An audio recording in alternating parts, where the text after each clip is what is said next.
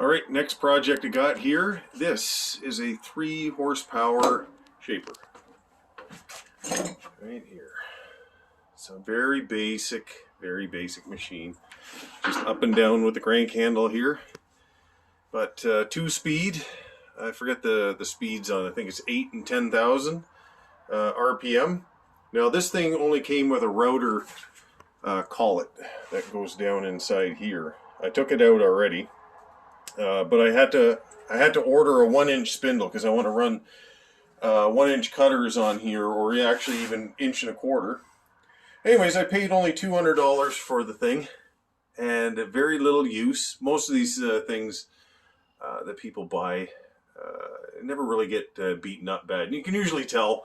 I've said this many times before on some of the other videos I've done. You take a look at like here. There's still got that grease that they put on these machines when they ship them, and this thing still has all that schmoo on it. So you can see on the top too, other than a bit of surface rust on it, but it's actually in pretty good shape. So my plan here is just to put some lipstick on it. I'm going to clean it up, oil up everything, not grease, oil up everything. You take the handle off still, and probably take that spindle off to get it ready for painting. So I'm going to paint it blue like I did the jointer the other day. So this will be a fairly simple fix. It's a little easier than that jointer, that's for sure. All right, good afternoon. So here's the project I started the other day.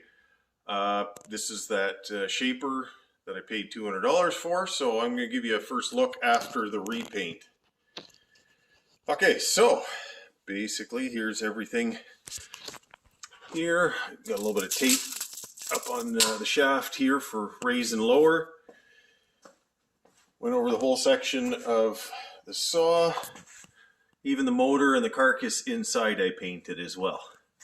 So it just looks a little bit nicer. So instead of that ugly military green, I now have my custom blue here.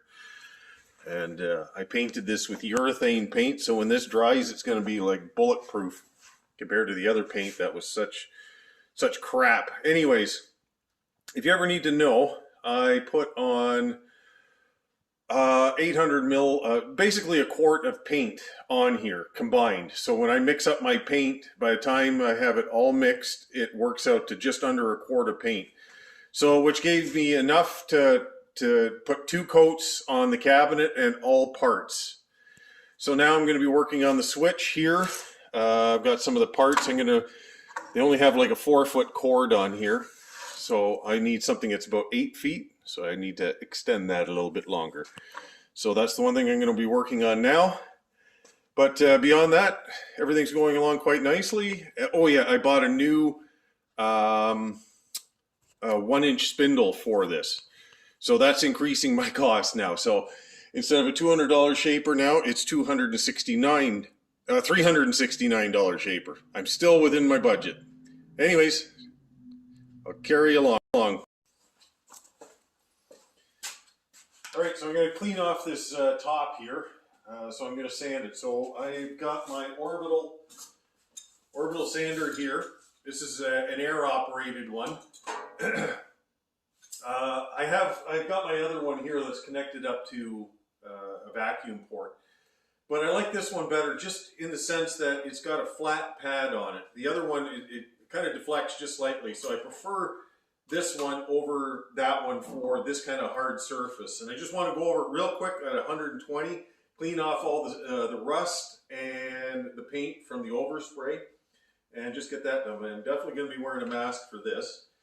And then I'm going to 120 it, 150, and I'll probably finish it out at 320 and then wax the top and then put everything back together. But it's come along quite nicely, and yeah, so I'm pretty happy. I still have to wire in the switch over here. Just need to get, because the cord I had was like only 4 feet long. I want 8 feet long. So, but I need a 12 gauge 3 wires. So that's what I still have to get. Probably just pick one up at the Home Depot or something like that when I got a minute. So anyways, I'll get this going. I might just put this on time lapse so you get an idea how this goes together.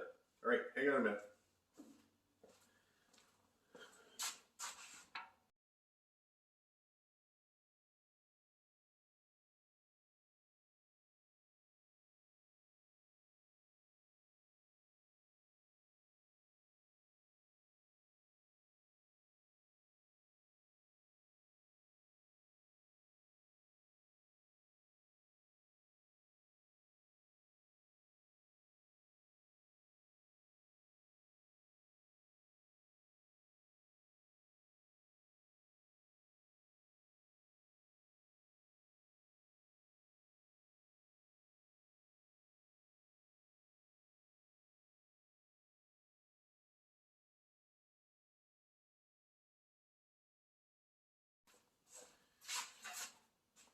All right, helpful tip here. Throw a little bit of lube on any of the mechanicals that are going to be going in. Like this piece here is going into this side piece, and this is the part that goes back and forth. So you want that properly lubed up. This is just cast iron in here, and if this doesn't stay lubed up, it's almost like sandpaper when you got like threaded pieces going through there. So you just have to keep this really nicely lubricated up. Otherwise, it'll just wear out that casting inside there. Now, the reality is, will this thing get used a lot? Nope, not at all. But it's more for the case of if you do it this way all the time, it just is a lot easier for you in the end. Like, it just, everything that you do, then it becomes so much easier just to think about. You go, okay, well, it's going in there, you lube it up. So it's just a very simple little trick for you. Same thing over here. Throw a little bit of oil as it goes down into this part here where it's rubbing up against. And you see how nice and easy that moves now? Oh, that's just beautiful. But always when you're looking for these kind of things, just do it when you see it. And even if it's not going to be used, like this isn't going to be used, it's probably going to be set once and it won't move. But it's just a principle that you just keep, and then anytime that you're doing it, you never forget it the next time you have to do it. And especially if you're doing an assembly on one of your machines and you realize you have to take something apart because you didn't do something like that, that's where it becomes a real problem. So anyways, just a helpful tip with that. So this thing's almost ready to go. I'll put the little fence parts on wherever they went. And yeah, it's I'm looking forward to firing this thing up. All right.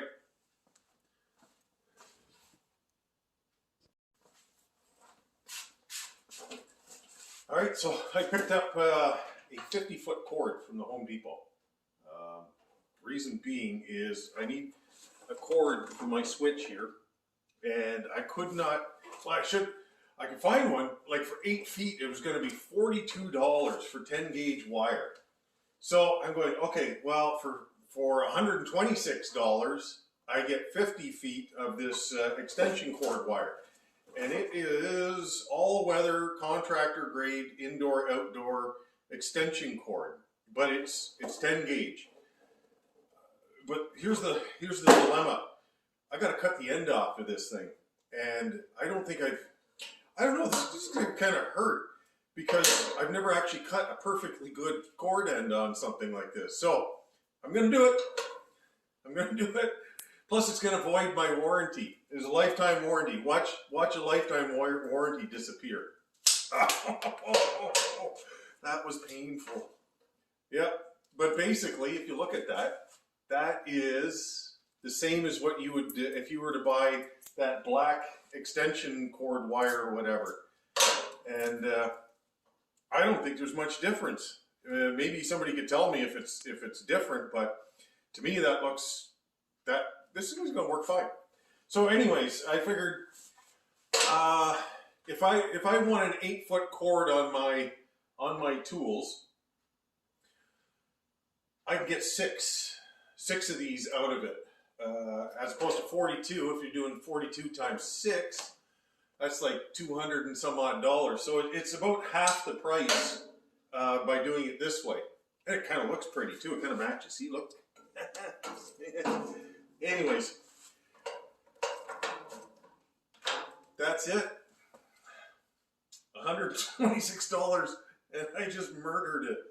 But it's got to get done, and I want this thing all wired up, and I want to give it a go. So anyways, hopefully you can feel my pain if you've ever had to do something like this. But I'm looking forward to getting this thing up and running. Spindle, they said, is coming, I think, next week. So I'll be good to go in a couple of weeks with this thing. Pretty happy. Here we go. So machine is complete. There's a brand new 1-inch shaft on here. And yeah, look at that. Everything nice and cleaned up. All the trunnion work behind it, it's all been oiled and it's functioning just absolutely perfect. So I'm going to give you a rundown of how it works. All right. Forward, Jack.